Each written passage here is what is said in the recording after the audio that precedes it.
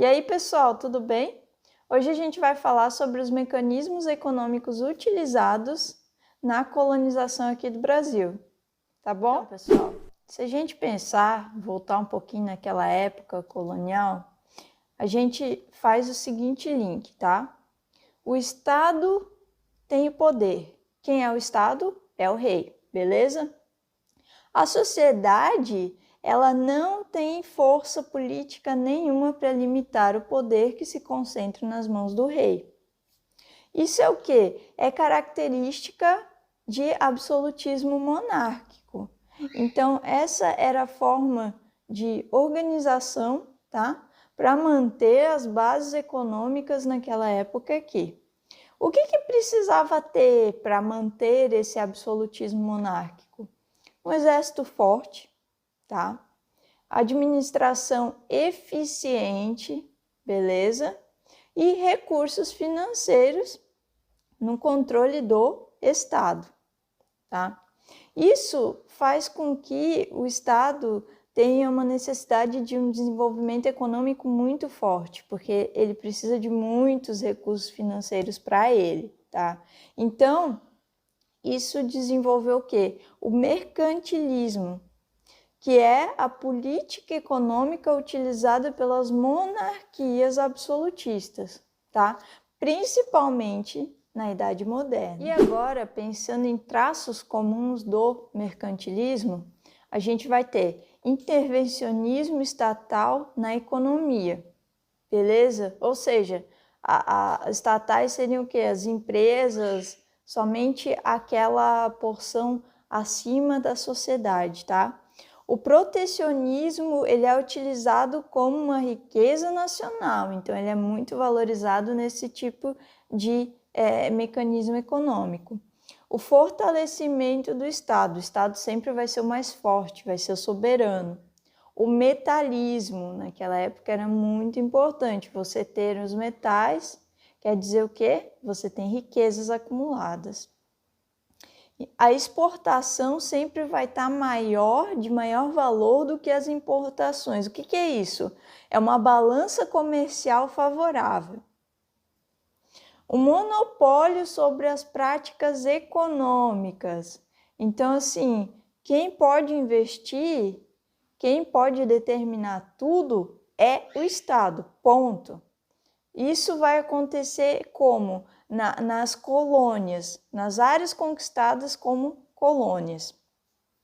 E isso tudo tem a função de quê? De complementar a economia da metrópole. Então, a colônia, ela sempre vai estar ali alimentando a economia da metrópole, beleza? O escoamento dos excedentes econômicos da metrópole também vai para a colônia. Por quê? Porque a colônia ela é um escape. Então, o que tiver de excedente lá na metrópole vai para a colônia para acabar com isso, para não ter nada, digamos assim, em déficit. Tá bom? Tudo isso que a gente falou até esse momento é o quê? Nada passa de um pacto colonial, tá? Então, a presença política e militar e administrativa é um pacto colonial, de uma colônia de exploração. Colônia de exploração é o que a gente teve aqui no Brasil, tá? E tem outro tipo de colonização que se chama colonização de povoamento. Ela aconteceu em poucos locais. Um desses locais foi o Nordeste dos Estados Unidos, tá? Ele foi uma região colonizada pela Inglaterra. Ou seja, as condições climáticas eram semelhantes da metrópole. Isso reduziu o quê? O atrativo econômico daquele local. Então, a Inglaterra utilizou aquelas terras para quê? Para desaguar os contingentes populacionais. Ou seja, naquela época, muitos protestantes eram perseguidos na Inglaterra.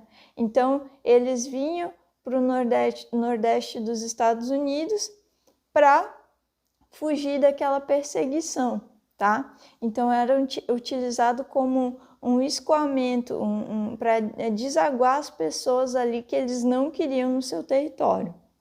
Então, como era dessa forma, era uma colonização de povoamento, não havia metrópole para abastecer, tá bom? Essa não era a prioridade deles. Então, o abastecimento era do mercado interno, tá? Da própria colônia. A mão de obra era livre, eram minifúndios, não eram latifúndios, eram organizações menores e havia um comércio interno. Isso tudo gerava um capital que gerava uma acumulação na própria colônia e não na metrópole, tá bom? Então, vamos voltar agora para o Brasil na economia açucareira. Quando a gente pensa na economia açucareira, a gente tem que pensar nos motivos que levaram essa economia a ser a principal numa época muito importante a partir de 1530, que é a experiência prévia com a cana-de-açúcar de Portugal nas ilhas africanas, tá? O mercado crescente do consumo de açúcar na Europa, o clima e o solo brasileiro favorável, principalmente no Nordeste, tá? E o produto naquela época era um produto caro. Então, as pessoas que estavam ostentando utilizavam o açúcar para ostentar. Se uniu durante muito tempo com a Holanda, o qual a Holanda tinha o monopólio da refinaria do açúcar, beleza? E também a Holanda fazia a distribuição final por toda a Europa. Esse era o acordo entre os dois países. A primeira mão de obra utilizada para a produção da cana-de-açúcar foram os índios como escravos, tá? O regime era o plantation, que é o quê? Vasta utilização de escravos, agricultura em latifúndios e produção para o mercado externo e não para o mercado interno, tá? Isso deu origem aos engenhos de açúcar. Vou colocar uma fotinho para vocês dos engenhos ali, que são o quê? Latifúndios agrícolas com instalações e equipamentos para o trabalho manufatureiro, para obter o açúcar. Mas, professora, o que era de fato o engenho? Simples, gente. Quando a gente assiste aquelas novelas antigas e tudo mais, ou até seriados, a gente vê. É uma casa grande que tinha um senhor, que era o senhor das terras ali, a senzala onde ficavam os escravos, áreas de cultivo da cana-de-açúcar e sempre tem também uma capelinha, um padre ali naquela região, tá? A sociedade colonial, ela foi dominada naquela época pelo senhor do engenho. A primeira área produtora da cana-de-açúcar aqui no Brasil foi no sul, tá? Na cidade de São Vicente, beleza? E foi fundado por Martim Afonso. Depois foi transferido para o Nordeste, ou para a região ali do Recôncavo Baiano. Mas quais as razões? O clima e o solo mais favoráveis, tá? Porque aqui no sul eles se depararam com um clima muitas vezes mais frios. E a maior proximidade com Portugal, então ficava mais fácil de transportar todo esse produto, tá? Agora a gente vai entrar em outra questão. Os espanhóis colonizando lá a América, a sorte de encontrar uma vasta quantidade de metais preciosos. Quando a gente estudar ali a colonização da América Latina, América Espanhola, a gente vai entrar nessa parte com mais profundidade, mas aqui é só uma citação. Essa riqueza, ela é uma riqueza imediata, beleza? Pegou os metais, tá ali na mão. Isso ampliou muito o capital dos espanhóis. A Espanha ficou muito poderosa nessa época. O que isso fez? Fez com que os espanhóis lá na Europa, ou até mesmo ali nas colônias da América Latina, quisessem fazer a utilização do açúcar, porque era um produto caro, mas eles tinham condições de comprar, tá? Com muita facilidade.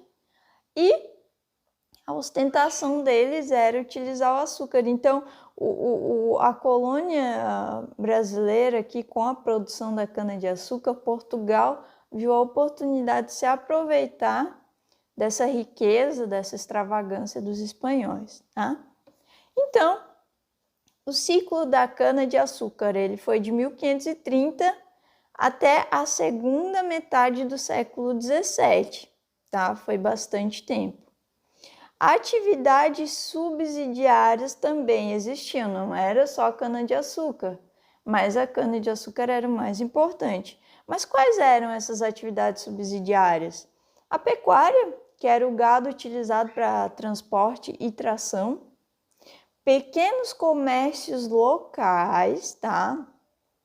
Outras atividades menores em outros centros urbanos. Então surgiram pequenos centros urbanos ali em região de portos e tudo mais, e ali foi se formando um mercado interno, mas muito pouco ainda para se considerar algo que foi muito importante naquela época para essa economia.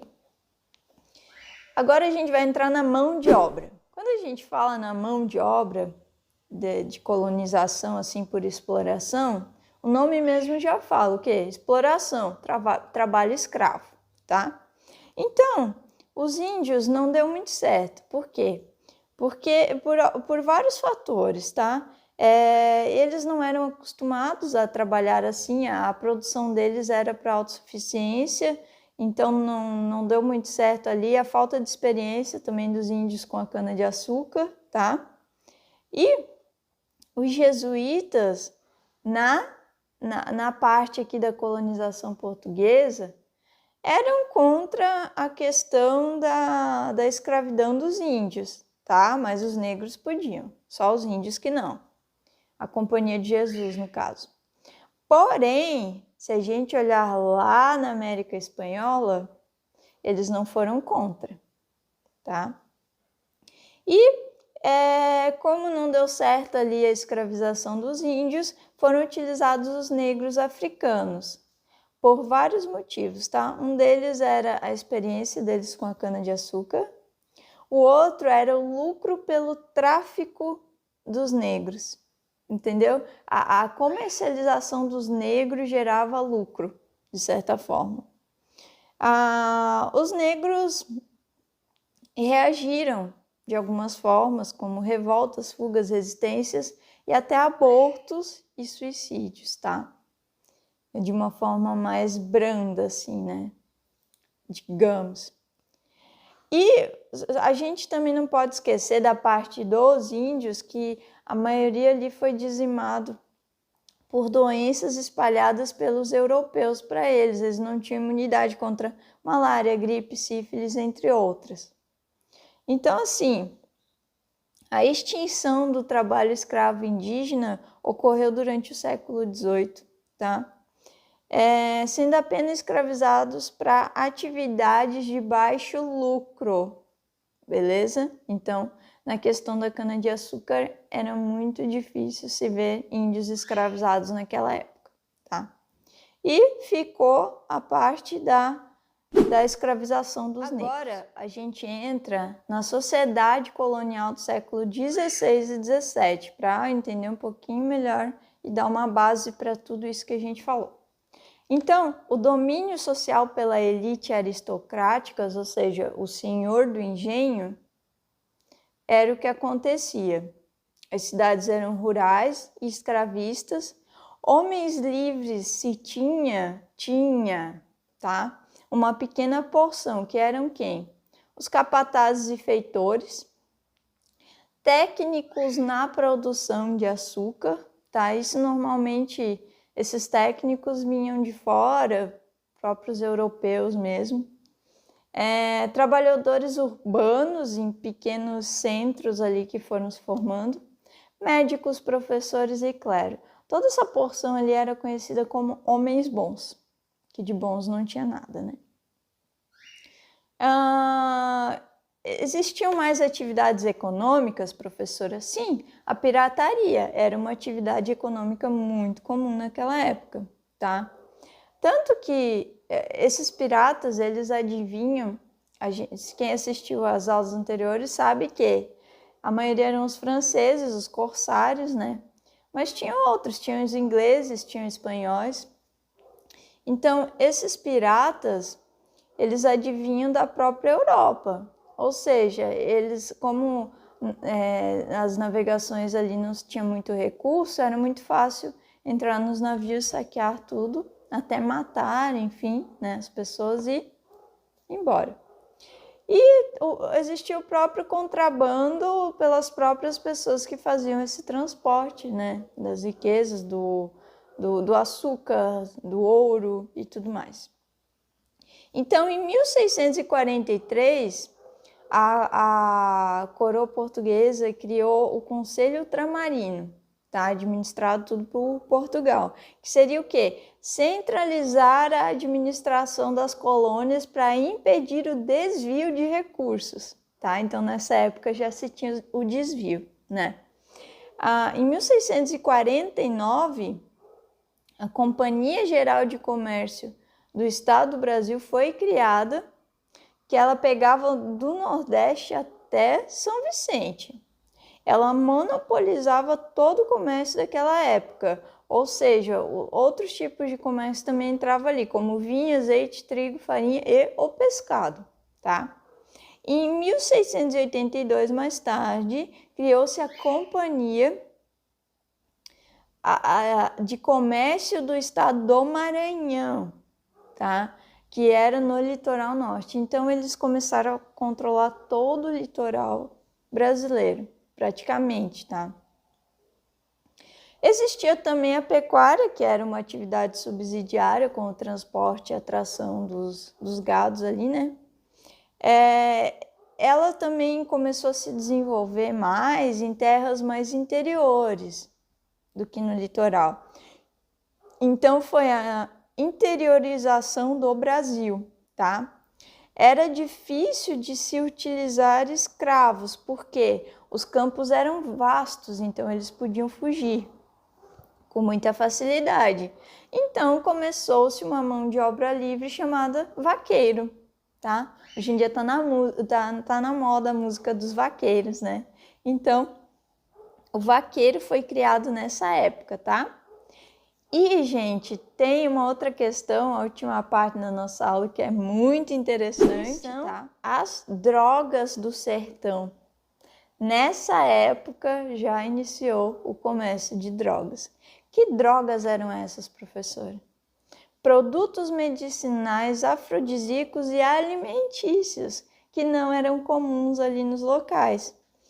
Foi o principal motivo da ocupação da região da Amazônia, tá? Porque lá se viu uma quantidade muito vasta de produtos afrodisíacos que não se encontra em qualquer lugar, beleza? Outras atividades ali que se desenvolveram: extrativismo do cacau, mandioca, tabaco, aguardente, rapadura, beleza? Isso servia para quê? Para o abastecimento do mercado interno, tá? Porque lá na Europa não se era muito conhecido, não se tinha o costume de utilizar. Isso passou mais tarde e mesmo assim não foi tão forte como foi aqui. Tá bom, pessoal? Então, a nossa aula de hoje é essa. Amanhã, né, na terça e na quarta eu vou soltar mais 2 aulas. A gente vai encerrar o primeiro módulo do preparatório do Enem, tá? E, por favor, é importante vocês seguirem o canal, ativar o sininho. Lá na outra rede também, tá? Por favor, ativem o sininho. Vão vendo o que a professora vai postando lá. Hoje vai sair questões relacionadas a esse tema, tá? E lá no quiz do nosso Instagram, beleza? E daí vocês podem fazer, e as questões que tiverem mais erros ali a partir de quinta-feira eu posto a correção para vocês, tá bom? Então, vamos terminar esse módulo primeiro aí, entender bem esses assuntos e arrasar no Enem desse ano, tá? Obrigado, pessoal. Até a próxima aula.